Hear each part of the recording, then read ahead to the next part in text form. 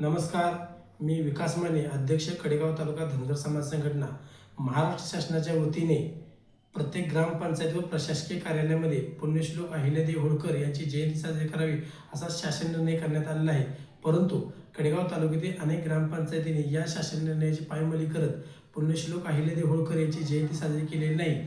तसेच महाराष्ट्र शासनाच्या वतीने पुण्यश्लोक अहिल्यादेवी होळकर यांच्या नावाने दिला जाणारा पुण्यश्लोक अहिल्यादेवी होळकर महिला सन्मान पुरस्कार हा प्रत्येक ग्रामपंचायत कार्यक्षेत्रातील 2 महिलांना देणं अपेक्षित असताना देखील या ग्रामपंचायतीने या पुरस्काराचे वितरण केलेले नाही.